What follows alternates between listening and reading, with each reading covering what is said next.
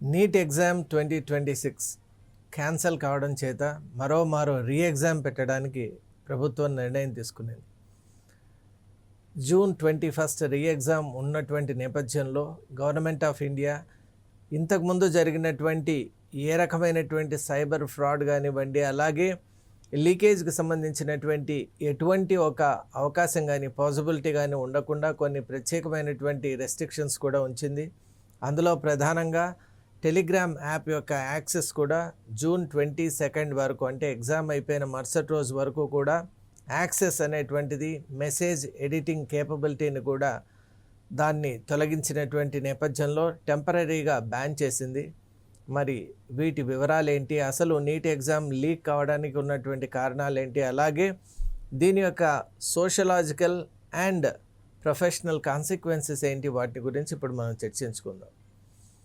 దేశంలోనే అత్యంత ప్రతిష్టాత్మకమైనటువంటి ఎగ్జామ్స్లో నీట్ ఎగ్జామ్ ఒకటి.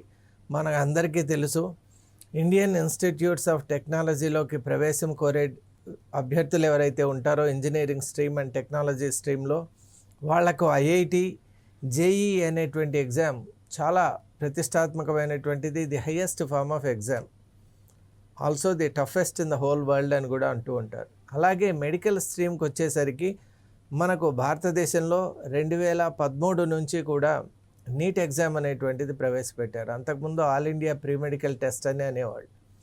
మరి దాన్ని సిబిఎస్ఈ కండక్ట్ చేసేటువంటి నేపథ్యంలో 2013లో that was planned by different agency.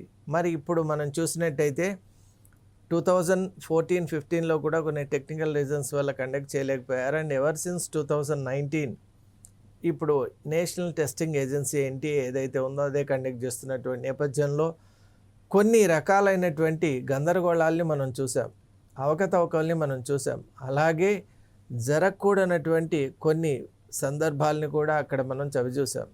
మరి వీటి నుంచి మనం ఏం తెలుసుకోవాలి, అలాగే లేటెస్ట్గా మనం 2026లో కూడా క్వశ్చన్ పేపర్ లీక్ కావడాన్ని చూసి చాలా ఆశ్చర్యపోయాం.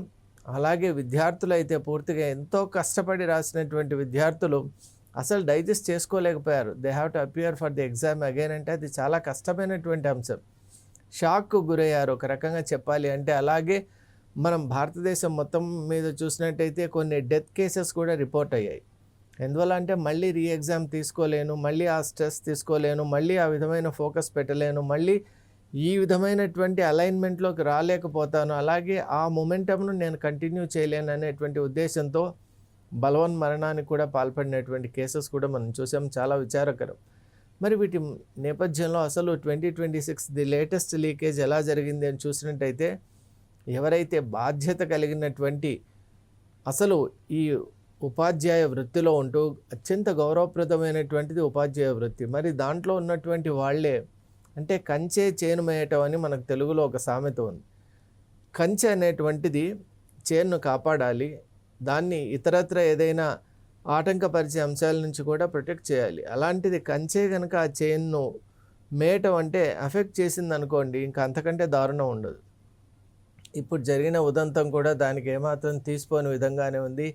ఏ ఉపాధ్యాయులైతే విద్యార్థుల యొక్క భవితవ్యాన్ని, భవిష్యత్తును తీర్చిదిద్దాలో అటువంటి ఉపాధ్యాయులు, అటువంటి లెక్చరర్స్ ఈసారి నీట్ ఎగ్జామ్లో ప్రధానమైన కింగ్ పిన్స్గా, అలాగే ద మెయిన్ కల్ప్రిట్స్గా ఉండటం అనేటువంటిది ఎంతో దురదృష్టకరం.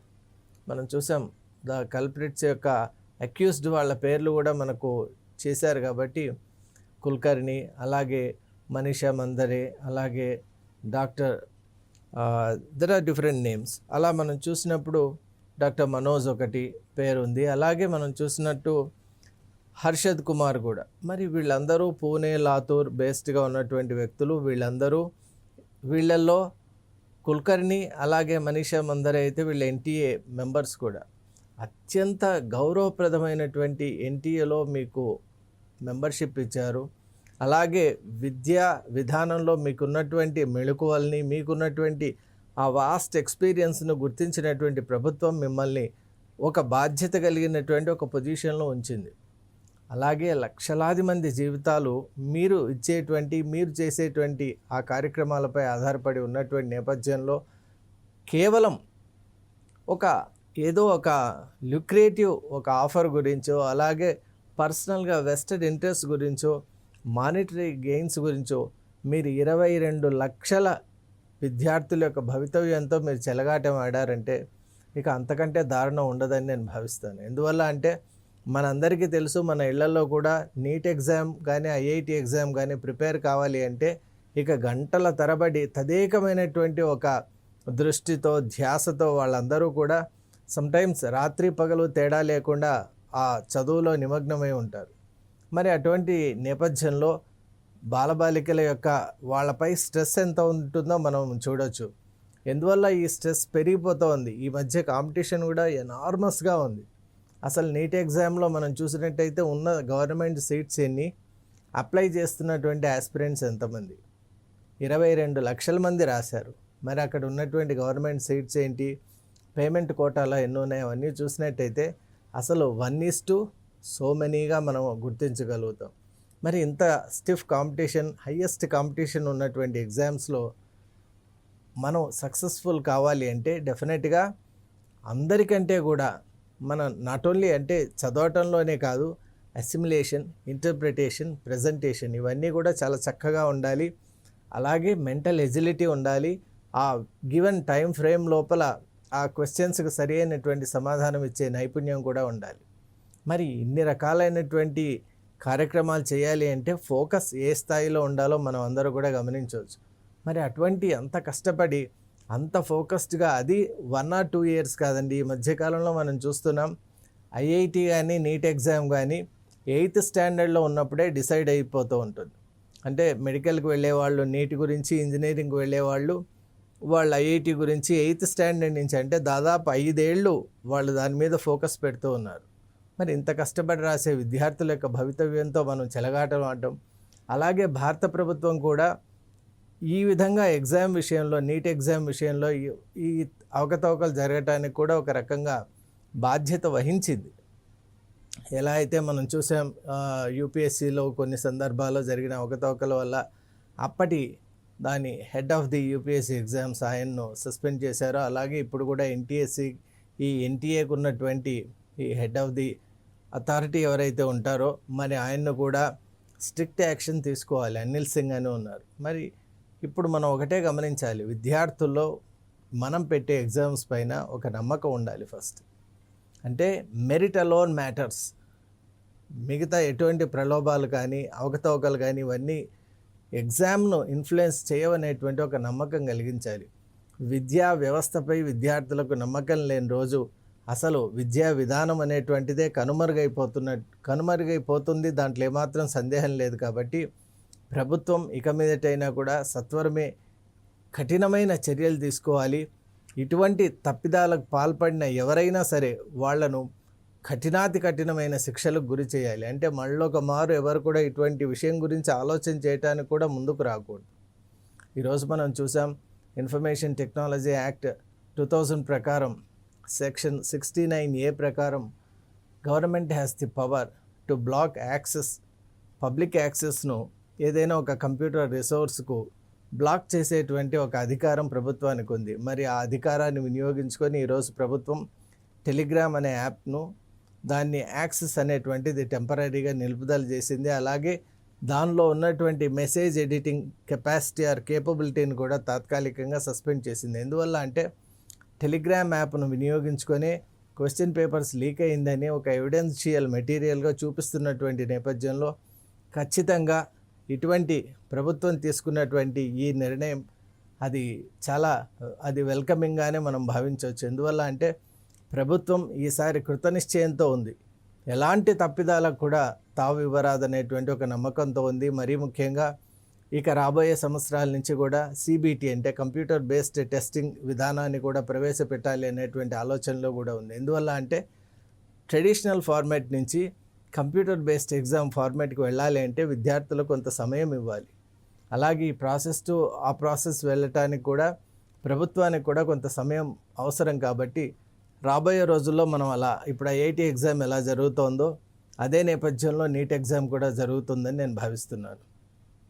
ముఖ్యంగా ఈరోజు మనం చూసినట్టయితే టెలిగ్రామ్ యాప్ వల్లే ఈ విధమైన అవకతవకలు చాలా ఎక్కువగా జరుగుతున్నాయని ప్రభుత్వం గుర్తించి జూన్ 16 నుంచి 22 వరకు తాత్కాలికంగా ఈ యొక్క ఫెసిలిటీస్‌నన్నిటిని కూడా బ్యాన్ చేసింది, నిలుపుదల చేసింది. ఇలాంటి చర్యలు ప్రభుత్వం చేపట్టాలి. ఎందువల్ల అంటే ఈ మధ్య సైబర్ హ్యాకింగ్, సైబర్ క్రిమినల్స్ వాళ్ళు పెరిగిపోయారు. అలాగే హ్యాకర్స్ కానివ్వండి, క్రిమినల్స్ కానివ్వండి, వీళ్ళు డెలిబరేట్‌గా వాళ్ళు చేసేటువంటి మోసపూరితమైనటువంటి విధానాలతో లక్షలాది మంది విద్యార్థులు వాళ్ళు బలైపోతూ ఉన్నారు. ఈరోజు మనం చూసాం national eligibility and entrance examination ఏదైతే ఉందో నీట్ అని మనం అంటాం. National eligibility cum entrance test అని అంటాం. మరి నీట్ ఎగ్జామ్ అనేటువంటిది it is the only exam which will make a person enter in to the chosen medical field. మరి ఎవరికి మెడిసిన్ చేయాలి అనేటువంటి ఒక డ్రీమ్ ఉంటుందో వాళ్ళకి the only possibility before them is to crack the NEET exam. అందువల్లే వాళ్ళకు రాత్రి పగలు వాళ్ళ దృష్టి అంతా కూడా దానిపైనే ఉంటుంది. మరి అటువంటి నీట్ ఎగ్జామ్ను పకడ్బందీగా ప్రభుత్వం తయారు చేయాలి, విధానాల్ని పాటించాలి. ముఖ్యంగా మనం చూసాం దీంట్లో కూడా మనం కొన్ని ఆలోచనలు కూడా చేయొచ్చండి. ఎందువల్ల అంటే మన దేశంలో రెండు చాలా ఇంపార్టెంట్. ఒకటి ఎలక్షన్స్, రెండవది ఎగ్జామినేషన్స్. మరి మనం ఎలక్షన్స్ విషయంలో మనం చూసాం ప్రపంచంలోనే భారతదేశం అంటే ప్యూర్ డెమోక్రసీ అనేటువంటిది ఇక్కడ మనకు ఉంది. ఇన్ని 75 సంవత్సరాలుగా కూడా డెమోక్రసీ అనేటువంటిది అవిచ్ఛిన్నంగా కంటిన్యూస్గా ఒక చక్కటి పద్ధతిలో వస్తున్నటువంటి నేపథ్యంలో మనం ఏ విధంగా ఎలక్షన్స్ను ఫ్రీ అండ్ ఫెయిర్గా కండక్ట్ చేయగలుగుతున్నాం? ఇంత పెద్ద అంటే వీఆర్ ది లార్జెస్ట్ డెమోక్రసీ. మరి ఎలా చేయగలుగుతున్నాం అంటే దానికి కారణం మనకు ఒక ఎలక్షన్ కమిషన్ ఆఫ్ ఇండియా అనేటువంటిది ఉంటుంది. అదేంటంటే దానికి ఉన్నటువంటి స్పెషల్ పవర్స్ వల్ల ఆ ఎలక్షన్ కండక్ట్ చేసే రాష్ట్రాల్లో కూడా ఎన్ఫోర్స్మెంట్ ఆ పవర్తో ఏం చేస్తుందంటే వేరే రాష్ట్రం వాళ్ళను ఇంకో రాష్ట్రంలో ప్రవేశపెట్టడం, వాళ్ళ ద్వారా అక్కడ ఎలక్షన్స్ జరిపించడం, ఇలాంటి ఒక అంటే అన్బయాస్డ్గా ఉండేటువంటి ఒక విధానాన్ని అక్కడ పెడుతుంది. అలాగే స్పెషల్ పవర్స్తో ఏ స్టేట్ కూడా ఈ యొక్క ఎలక్షన్స్ జరపడంలో విఘాతం కలిగించకుండా జాగ్రత్త పడుతుంది.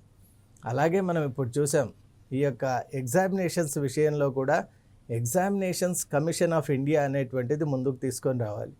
అలా వచ్చినప్పుడు ఆ స్పెషలైజ్డ్ కాన్స్టిట్యూషన్ బేస్డ్ అథారిటీ ఏం చేస్తుందంటే చక్కటి ఒక విధానాన్ని రూపొందించి ఈ అవకతవకలు లేకుండా ఎగ్జామ్ను కండక్ట్ చేయడానికి ఉపయోగపడుతుంది.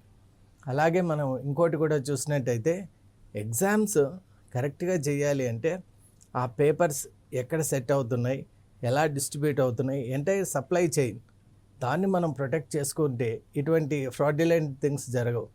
అలాగే మనం కంప్యూటర్ బేస్డ్ ఎగ్జామ్ అయినా కూడా సైబర్ క్రిమినల్స్ బారి నుండి మనం ఫైర్ వాల్స్ ఉపయోగించి అలాగే అదర్ మొడాలిటీస్ ఉపయోగించి వాటిని కాపాడుకోవాలి.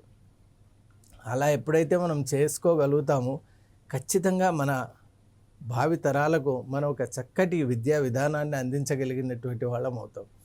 అందువల్ల ఈరోజు మనం చూస్తున్నాం నీట్ ఎగ్జామ్ విషయంలో ఎన్నో రకాలైనటువంటి అవకతవకలు జరిగాయి. ఇక ఇంతకు ముందు కూడా ఇటువంటి గందరగోళాలు జరిగాయి. అయినా వాటిని మనం సరి చేసుకొని ముందుకు వెళ్ళలేకపోయాం. అది నిజంగా విచారకరం. ఎందువల్ల అంటే మనం చేసే ప్రతి తప్పు మనకు చిన్న తప్పుగా ఉండొచ్చు. ఇప్పుడు అందరూ ఏమంటున్నారు, పేపర్ లీక్ అయింది కాబట్టి మళ్ళీ రీఎగ్జామ్ పెట్టుకుందాం. రీఎగ్జామ్ పెట్టుకోవడం ప్రభుత్వానికి కూడా అడిషనల్ ఇన్వెస్ట్మెంట్. ఇంకోటి it's a matter of shame for the government. అయినా తట్టుకొని కండక్ట్ చేయొచ్చు. కానీ విద్యార్థుల పాయింట్ ఆఫ్ వ్యూలో మీరు ఒకసారి ఆలోచన చేస్తే అయిపోయిన ఎగ్జామ్ను మళ్ళీ మొదలుపెట్టి చదివి ఆ మొమెంటం తెచ్చుకోవాలి అంటే దట్స్ రియలీ డిఫికల్ట్.